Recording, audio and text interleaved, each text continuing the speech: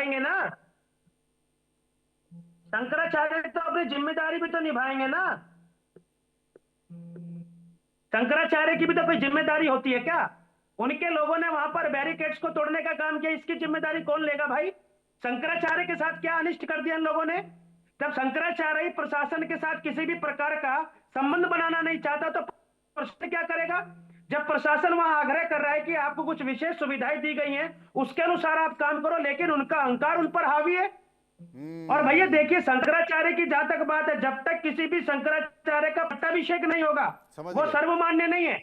और निश्चलानंद को शंकराचार्य मानने से ही मना कर दिया था, इनको शंकराचार्य मानने से मना कर दिया था। तो ये बात भी तो हमको नहीं पड़ेगी। समझ गया, समझ गया, समझ गया। अरुण जी, अरुण कृष्ण जी, मौलाना मौलवी पीछे छूट गए, अब संतों में लट्ठम लट्टा होगी इस देश में, बता रहा हूं मैं तो कुछ बयान बहादुर को, कुछ ये जो विपक्षी पार्टियों के नेताओं को देख रहा हूं, ऐसे सीना चौड़ा कर करके और तेज तेज चिल्ला चिल्ला के संतों, धर्मगुरुओं को और पार्टी को गाली दे रहे हैं। और ये कुछ पंडितों पे जिसका हमने बिल्कुल स्पष्ट रूप से विरोध किया कि उनके साथ ये व्यवहार पुलिस वालों को नहीं करना चाहिए था। शंकराचार्य के, जिनको भी आप अभी मुक्तेश्वर आनंद को किसी ने एक गलत शब्द नहीं बोला है, तो यदि ये कहते हैं कि पुलिस वालों का कृत्य भाजपा का कृत्य है, पुलिस वालों का कृत्य योगी आदित्यनाथ का कृत्य है, तो फिर क्या ये मानते हैं सपाई कि वो जो गोली राम भक्तों पे चलाई थी वो मुल्ला मुलायम ने चलाई थी? मुल्ला मुलायम ही हत्यारे हैं।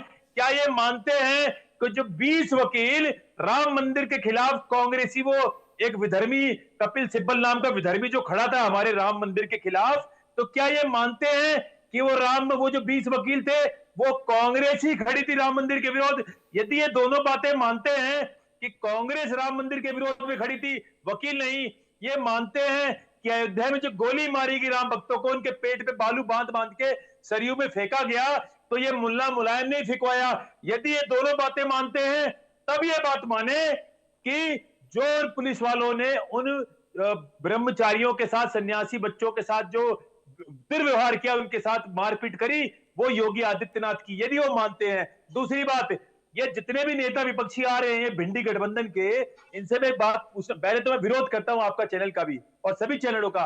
आप जब भी राजनीतिक चर्चा करते हैं तो क्या आप धर्मगुरु बुलाते हैं? मैं आपसे जानना चाहता हूं, क्या आप बुलाते हैं कोई धर्मगुरु?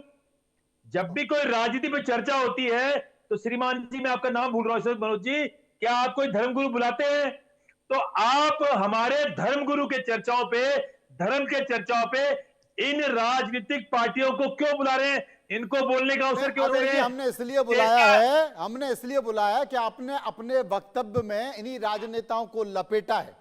तो जब आप इनको लपेट देंगे, अरे सुन तो लीजिए, अब सुनिए, नहीं, जब आप इनको लपेट देंगे तो फिर इनको बुलाना पड़ेगा। अब आपने समाजवादी पार्टी के बारे में बात कर दी, तो कपिल श्रीवास्तव हमारे साथ बैठे हैं, कपिल जी इनका जवाब दे दीजिए। तो मुझे पूरी बात बोलने दीजिए ना, मैं आपकी पूरी बात होने नहीं दी मेरी, इतना समय आपने पूरी बात होने नहीं दी।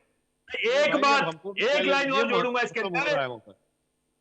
हाँ कपिल जी, देखिए मनोज भाई बहुत सीधी सी बात कर रहे हैं, क्योंकि मैं भी पेशे से अधिवक्ता हूं, इसलिए हम चाहते हैं विधिक बात करें। और ये आप दोनों लोग हिंदू महागुरु या स्वामी लिखे हुए हैं, तो कम से कम आपकी भाषा में वो शैली दिखनी चाहिए जो दिखी। हम तो लिखे हुए हैं, हम तो लिखे हुए भैया, आते ही देखो सफाई आदमी। अरे आपको स्वामी किसने बना दिया और आपको धर्मगुरु किसने बना दिया? सनातन धर्म आपको अधर्मी लोग हो, अधर्म करने के लिए बैठे हो, एक तरफा राजनीति की बात कर रहे हो, एक सरकार के और भारतीय जनता पार्टी के नेता बने हुए हो धर्मगुरु बन करके। अरे तुम्हारे जैसे लोगों को स्वामी बनाता कौन है ये बताओ? ये स्वामी की उपाधि तुझे किसने दिया है? ये पूरी बताओ, तुम्हें जो है स्वामी की उपाधि किसने दिया है? अरे मुझे बताओ, तुम्हें धर्मगुरु किसने बनाया? रामकृष्ण तुम्हारा नाम कैसे हिंदू में बताओ? धर्म में तुम्हें स्वामी किसने बनाया है? अरे किसने हिंदू बनाया बताओ? तुम्हारा धर्म हिंदू किसने बनाया? तुम बैठ करके टीवी पे चर्चा कर रहे हो, गुरु तांडव को सुना नहीं पाओगे मेरा। मुझे लगता है कि मुझे हस्तक्षेप करना पड़ेगा। मुझे हस्तक्षेप करना पड़ेगा और हस्तक्षेप करने के साथ साथ मुझे अश्वनी दुबे के पास चलना पड़ेगा, तभी मामला कुछ ठंडा नजर आएगा। अश्वनी जी, बड़ा संकट हो गया है इस देश में, बड़ा संकट हो गया है। मुझे लगता है कि धर्म की जो व्याख्या होती है, वो धर्म की व्याख्या शास्त्रों में जो लिखा है, पुराने वेदों में जो लिखा है, पुराने धर्म शास्त्रों में जो लिखा है, उस आधार पर होती है। लेकिन आजकल तो धर्म की व्याख्या हर गुरु अपने हिसाब से कर रहा है, तो बड़ा संकट हो गया। अब तो धर्म की मुझे लगता है नई नई परिभाषाएं गढ़ी जाएंगी।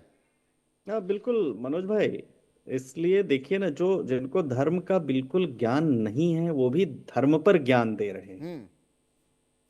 साल 2017 में इलाहाबाद हाईकोर्ट का फैसला है मनोज भाई, जिसमें हाईकोर्ट ने स्वरूपानंद सरस्वती और वासुदेवानंद सरस्वती दोनों को ही शंकराचार्य मानने से इनकार कर दिया था। कोर्ट ने कहा था कोई भी योग्य उत्तराधिकारी नहीं है, मामले में सुप्रीम कोर्ट के अंतिम निर्णय का इंतजार किया जाएगा। विवाद चलता, लेकिन ये नहीं कहा कि ये शंकराचार्य लिख नहीं सकते। हाँ, नहीं लिख, बिल्कुल नहीं कहा। इस तरह विवाद चलता रहा और 11 सितंबर 2022 को संत स्वरूपानंद सरस्वती का, नहीं तो आप स्वयं मध्य प्रदेश के हैं, आप तो स्वरूपानंद सरस्वती जी के भी बहुत करीबी रहे, आप समस्त मध्य प्रदेश के धर्म गुरुओं के बहुत करीबी रहे, बड़े पत्रकार हैं आप मध्य प्रदेश के। संत स्वरूपानंद सरस्वती का निधन हो गया। उसके बाद स्वामी अविमुक्तेश्वरानंद ने अगले दिन खुद को वसीयत के आधार पर शंकराचार्य, उस बात का कहीं कोई विवाद नहीं है उनके शिष्यों के बीच में, लेकिन सुप्रीम कोर्ट ने 16 अक्टूबर 2022 को अविमुक्तेश्वरानंद महाराज को पट्टाभिषेक और छत्र चंवर के इस्तेमाल पर रोक लगा दी, लेकिन ये नहीं कहा कि आप जो है शंकराचार्य लिख नहीं सकते हैं। अब इसके बाद जो दूसरे लोग जो उस मठ से संबंधित नहीं है वो ज्ञान देने लगे। एग्जीक्यूटिव जिसका कोई रोल नहीं है शंकराचार्य की व्याख्या को, परिभाषा को डिफाइन करने का, जिसे वेदों का ज्ञान नहीं है, जो आज की तारीख में जो किताबें हैं, जनरल स्टडीज हैं, उनको पढ़ करके जिन्होंने सिविल सर्विसेज एग्जामिनेशन पास करके जो एग्जीक्यूटिव में आकर बैठे हुए हैं, वो कैसे आपने सही कहा कि वेदों की जो जब से हजार वर्षों से जो सुरक्षित है, जहां से परंपरा चली जा रही, आदि शंकराचार्य की बात करें 6वीं 7वीं शताब्दी से अब तक जो चला आ रहा है, वो उनकी व्याख्या को आज के तारीख में कुछ कानून की किताबें पढ़ने वाले लोग कैसे कर सकते हैं व्याख्या? बिल्कुल सही बात।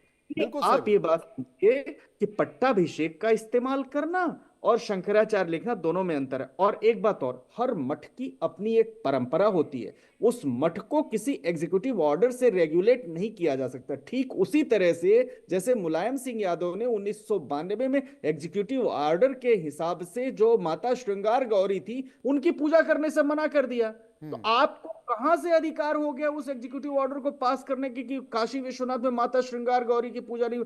ठीक उसी तरह से अदालतों को या एग्जीक्यूटिव को कहां से पावर हो गया? ये बात वो धर्म गुरुओं का, उन मठों का अपना जो लिखित संविधान या अलिखित जो परंपराएं उसके मुताबिक तय हो जाए, वहीं से तय होने दीजिए। और कौन कैसे स्नान करेगा इस बात का हम मनोज भाई और आप नहीं इस वो वर्णन कर सकते हैं, नहीं कर सकते, क्योंकि जो तय परंपरा है शास्त्रों की, हिंदू धर्म की, उन परंपराओं को निभाया जाए। सुबह से शाम तक हिंदू पर बहस हो रही है, चर्चा चल रही है, जितने भी हिंदू विरोधी हैं उनको तो अपन देश निकाला दे ही चुके हैं, नहीं हो तो निकाल देंगे। लेकिन कपिल जी, इस पूरे मामले पर जो बाकी के धर्मगुरु हैं उनकी एक बात मैं मानता हूं, वो कहते हैं कि साहब कुछ और नहीं मिला तो आपने धर्मगुरुओं के अपमान पर या जो बवाल चल रहा उसी के कंधे पर राजनीतिक बंदूक चलाना शुरू कर दिया। राजनीतिक बंदूक तो अगर कोई चला रहा है तो शासन प्रशासन की तरफ से चलवा रहा है।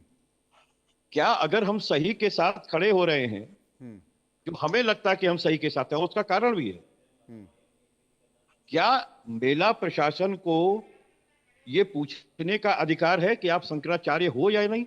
यह अधिकारातीत कार्य है।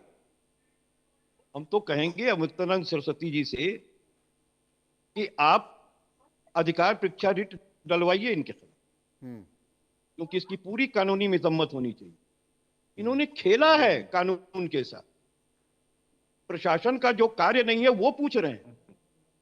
और जब सुप्रीम कोर्ट ने कोई स्टे इस बात का नहीं दिया कि ये शंकराचार्य नहीं लिख सकते या शंकराचार्य नहीं, तो आपके सामने है। और दूसरा, अगर किसी को वाकई इसमें हस्तक्षेप कर सकता है तो जो अभिनवता मुनिनंद सरस्वती से वेद के बारे में ज्यादा जानता हो या उन परंपराओं के बारे में ज्यादा जानता हो, वो कर सकता है। तो ज्यादा तो कोई नहीं जानता, क्योंकि 4 धाम में स्थापित किए गए थे आदि शंकराचार्य के जी द्वारा। जी जी।